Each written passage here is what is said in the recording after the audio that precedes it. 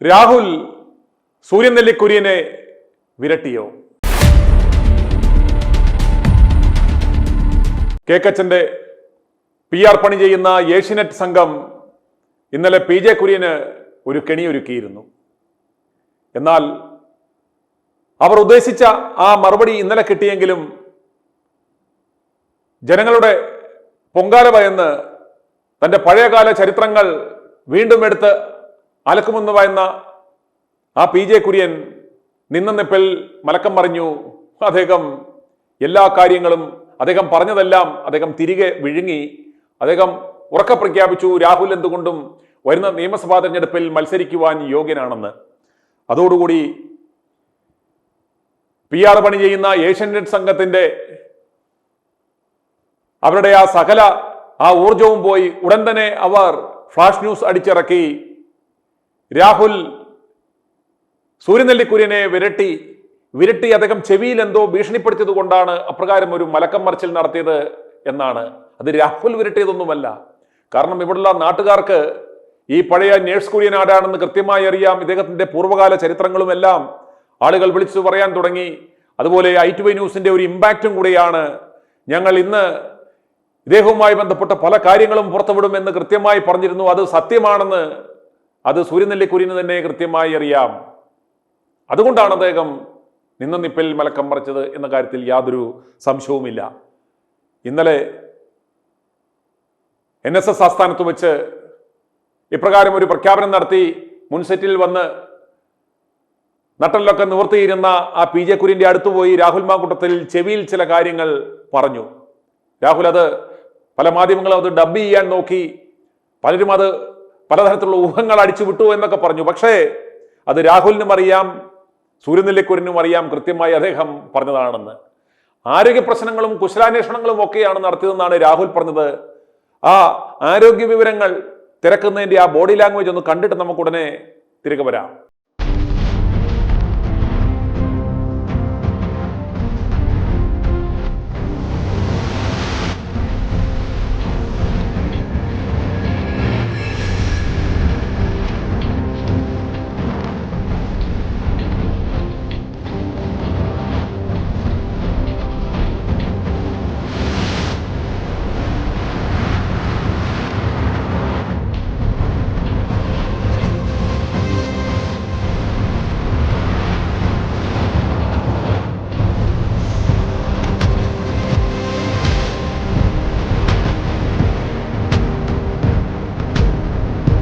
എന്തായാലും സൂര്യനെല്ലിക്കുര്യൻ കമ്മിറ്റ് ചെയ്ത് അദ്ദേഹം തന്നെ തിരികെ വിഴുങ്ങി.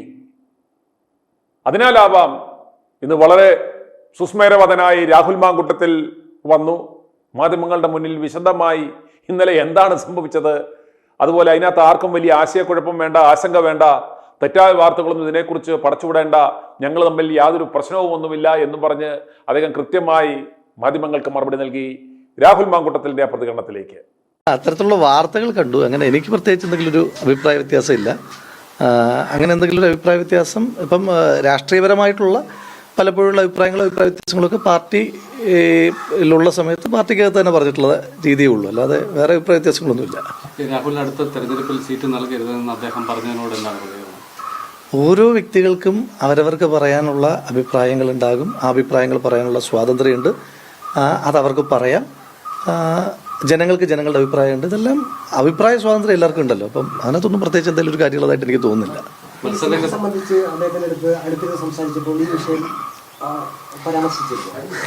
അല്ല, ഞങ്ങൾ തമ്മിൽ സംസാരിച്ചതിൻ്റെ ഈ പിന്നെ ഡബ്ബിങ് പലതും ഞാൻ കേട്ടു. പക്ഷേ ലിപ് മൂവ്മെൻറ്റുമായിട്ട് സിങ്ക് ആകുന്നുണ്ടോ എന്ന് നിങ്ങൾ നോക്കിയിട്ടില്ല. ഞങ്ങൾ അത്തരം കാര്യങ്ങളൊന്നും സംസാരിച്ചിട്ടില്ല.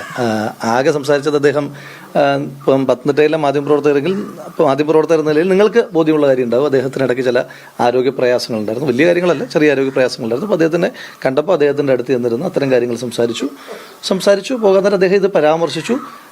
അതിനകത്ത് എന്തെങ്കിലും ഒരു ഗൗരവത്തിൽ അദ്ദേഹവും പറഞ്ഞില്ല, ഞാനും അതിനെപ്പറ്റി എന്തെങ്കിലും ഒരു ഗൗരവത്തിൽ പറഞ്ഞിട്ടില്ല. പിന്നീട് പെട്ടെന്ന് അദ്ദേഹം ഈ ഫേസ്ബുക്കിൽ പോസ്റ്റ് ഇടുകയും താൻ അങ്ങനെ പറഞ്ഞിട്ടില്ല എന്ന് പറയുകയും ചെയ്തു. അപ്പം എന്തോ അതിന് പിന്നിലുണ്ട് എന്ന് സംശയിക്കാം. ഇല്ല, ഞങ്ങൾ അതിനെപ്പറ്റി സംസാരിച്ചിട്ടില്ല. അദ്ദേഹം ഇങ്ങനെ ആ വിഷയത്തെപ്പറ്റി ഇത്തരം ചില വാർത്തകൾ വരുന്നുണ്ട്. അദ്ദേഹം അന്നേരം തന്നെ പറഞ്ഞിരുന്നു, ഞാൻ പറയാത്ത കാര്യമാണ് വാർത്തകളായി വന്നതെന്ന് അദ്ദേഹം പരാമർശിച്ചിരുന്നു. ഞാനതിനെപ്പറ്റി അദ്ദേഹം കേരളത്തിൽ ജീവിച്ചിരിക്കുന്ന രാഷ്ട്രീയ നേതാക്കന്മാരിൽ പ്രായം കൊണ്ടും പദവി കൊണ്ടും ഏറ്റവും മുതിർന്ന നേതാക്കന്മാരിൽ ഒരാളാണ് ശ്രീ പി ജെ കുര്യൻ. അപ്പോൾ കുര്യൻ സാറിനോട് അത്തരം ഒരു കാര്യത്തെപ്പറ്റി ചോദിക്കേണ്ട കാര്യം ഇല്ല. അദ്ദേഹത്തിൻ്റെ അഭിപ്രായം പറയാനുള്ള സ്വാതന്ത്ര്യമുണ്ട്. പക്ഷേ അദ്ദേഹം തന്നെ പറഞ്ഞിരുന്നു, ഞാൻ പറഞ്ഞതല്ല, വാർത്തയായി വന്നതെന്ന് പറഞ്ഞിരുന്നു. അപ്പോൾ ഞാനതിനെപ്പറ്റി പ്രത്യേകിച്ചൊന്നും കമൻറ്റ് ചെയ്തിട്ടില്ല. ഞാൻ അദ്ദേഹത്തിൻ്റെ ആരോഗ്യകാര്യങ്ങളും മറ്റു കാര്യങ്ങളൊക്കെ സംസാരിച്ചിരുന്നു. അദ്ദേഹം ആശുപത്രിയിൽ ഉള്ള സമയത്തും ഞാൻ അദ്ദേഹത്തെയും അദ്ദേഹത്തിൻ്റെ ചുറ്റുമുള്ള ആളുകളെയും പ്രത്യേകിച്ച് നമ്മുടെ ശ്രീ ഈപ്പൻ കുര്യൻ അടക്കമുള്ള ആളുകളെ വിളിച്ചിട്ട് അദ്ദേഹത്തിൻ്റെ ആരോഗ്യകാര്യങ്ങളൊക്കെ സംസാരിക്കാറുണ്ട്. ഞാൻ അദ്ദേഹത്തോട് ഇറങ്ങാൻ നേരം പറഞ്ഞത് ഞാനിപ്പോൾ തിരക്കായിട്ട് പോവുകയാണ്, ഞാൻ വീട്ടിൽ വന്ന് കണ്ടോളാം എന്ന് പറഞ്ഞിട്ടാണ് ഇറങ്ങുന്നത് തന്നെ. അത്ര സൗഹാർദ്ദപരമായിട്ടുള്ളൊരു സംഭാഷണമായിരുന്നു ഉണ്ടായിരുന്നത്.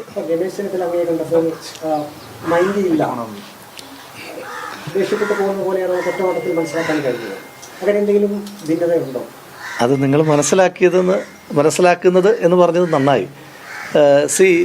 നമ്മൾ എന്ത് ജനങ്ങളുടെ മുന്നിൽ എത്തിക്കണമെന്ന് തീരുമാനിക്കേണ്ടത് നമ്മളാണ്. അത് നിങ്ങൾക്ക് അതിനുള്ള പരിപൂർണമായ സ്വാതന്ത്ര്യമുണ്ട്. ആ സ്വാതന്ത്ര്യത്തിലൊന്നും ഒരു കാലത്തും ഞാൻ കൈകടത്തിയിട്ടില്ല. ഇപ്പോൾ ശ്രീ രമേശ് ചെന്നിത്തലയും ഞാനും തമ്മിൽ സംസാരിക്കുന്നതോ സംസാരിക്കാത്തതോ കേരളത്തിലെ പൊതുജനങ്ങളെ ഏതെങ്കിലും തരത്തിൽ ബാധിക്കുന്ന ഒരു വാർത്തയായോ വിഷയമായിട്ടോ എനിക്ക് തോന്നുന്നില്ല. ഇനി നിങ്ങളുടെ അറിവിലേക്കായി പറയാം, മന്നം ജയന്തി, ആചാര്യ ജയന്തിയുമായി ബന്ധപ്പെട്ട് ഇന്നലെ ശ്രീ രമേശ് ചെന്നിത്തല അടക്കമുള്ള നേതാക്കന്മാരുമായി പെരുന്നയിൽ വെച്ച് പലകുറി സംസാരിച്ചിരുന്നു. അങ്ങനെ നേതാക്കന്മാരുമായി പരസ്പരം പരിചയമുള്ള ആളുകളാണല്ലോ എല്ലാവരും. അത് രാഷ്ട്രീയമില്ലാത്ത മറ്റ് രാഷ്ട്രീയ പാർട്ടിയിൽപ്പെട്ട ആളുകൾ, എല്ലാ രാഷ്ട്രീയ പാർട്ടിയിലും പെട്ട ആളുകളുമായിട്ട് സംസാരിച്ചിരുന്നു. അതൊന്നും ഇത്ര ഒരു കൗതുക വാർത്തയായിട്ടോ ഒന്നും എനിക്ക് തോന്നുന്നില്ല. അങ്ങനെ അതിനകത്ത് എന്തെങ്കിലും ഒരു കൗതുകമുണ്ട് എന്ന് തോന്നുന്നില്ല. അവിടെ ഉണ്ടായിരുന്ന മാധ്യമപ്രവർത്തകരോട് നിങ്ങൾ അന്വേഷിച്ചാൽ മതി. എല്ലാ പൊതുപ്രവർത്തകരും പരസ്പരം കാണുമ്പോൾ സംസാരിക്കുകയും കുശലം പറയുകയും ചിലരോട് രാഷ്ട്രീയം പറയുകയും ഒക്കെ ചെയ്തിട്ട് തന്നെയാണ് പോയത്. അതിനകത്ത് നിങ്ങൾ ഇത് മാത്രമാണ് അവതരിപ്പിച്ചത് എന്നുള്ളത് മാത്രമേ അതിനകത്ത് അർത്ഥമുള്ളൂ. അതിനകത്ത് പ്രത്യേകിച്ച് ഞാൻ പറഞ്ഞല്ലോ, ഇനിയും സംസാരിച്ചാലോ സംസാരിക്കാതിരുന്നാലോ അത് പ്രത്യേകിച്ച് പൊതുജനങ്ങളെ ഏതെങ്കിലും തരത്തിൽ ബാധിക്കുന്ന ഒരു വിഷയമായിട്ട് എനിക്ക് തോന്നുന്നില്ല. വലിയ സൈബർ ആക്രമണം കോൺഗ്രസ് ഹാൻഡിലുകളിൽ നിന്ന് തന്നെ നടക്കുന്നുണ്ട് ഈ വിഷയം ഉയർത്തിക്കാട്ടി. അല്ല, അത്തരത്തിലൊരു അക്രമം ഉണ്ടാകേണ്ടുന്ന കാര്യമില്ല. ശ്രീ രമേശ് ചെന്നിത്തല, ഞാൻ പറഞ്ഞല്ലോ, ഇപ്പം അദ്ദേഹവും ഞാനും തമ്മിൽ സംസാരിച്ചു, അല്ലെങ്കിൽ അങ്ങനെ സ്ഥാപിക്കേണ്ടതോ അതൊരു കൗതുകമായി പറയേണ്ടത്, എനിക്കതൊരു കൗതുക വാർത്തയായിട്ട് പോലും തോന്നുന്നില്ല. കാരണം എത്രയോ കാലത്തെ ബന്ധവും പരിചയമുള്ള ആളുകളാണ്. ആ ആളുകൾ തമ്മിൽ ഒരു പൊതു ഇടത്തിൽ വെച്ച് കാണുമ്പോൾ സംസാരിക്കുന്നത് വളരെ ഏറ്റവും സ്വാഭാവികമായിട്ടുള്ളൊരു കാര്യമാണ്. ഞങ്ങൾ പലതവണ മന്നം ജയന്തിയുമായി ബന്ധപ്പെട്ടിട്ട് അദ്ദേഹമാണ് സത്യത്തിൽ, ഞാൻ പറഞ്ഞത് ഇങ്ങനെയൊന്നും പറയേണ്ടത് കാര്യം തന്നെയില്ല. അദ്ദേഹമാണ്, ഞാൻ ഓഫീസിലോട്ട് കയറി ചെന്നപ്പോൾ ജനറൽ സെക്രട്ടറി മുകളിലുണ്ട്, ഇപ്പോൾ താഴോട്ടൊരു നീ പെട്ടെന്ന് ചെല്ല് എന്ന് പറഞ്ഞത് വരെ അദ്ദേഹമാണ്. അപ്പോൾ അതുകൊണ്ട് അതാ പറഞ്ഞത്, അതൊരു വലിയ കൗതുകമുള്ളതോ അതൊരു വാർത്തയ്ക്ക് സ്കോപ്പുള്ളതോ ആയിട്ടുള്ള കാര്യമായിട്ട് എൻ്റെ തോട്ടത്തിലില്ല. നിങ്ങൾക്കത് സ്കോപ്പ് ഉണ്ടെങ്കിൽ കൊടുക്കാം, അത്രേ ഉള്ളൂ. അത് അങ്ങനെ നോട്ടിഫിക്കേഷൻ ഒക്കെ നമുക്ക് ബാക്കി കാര്യങ്ങളൊക്കെ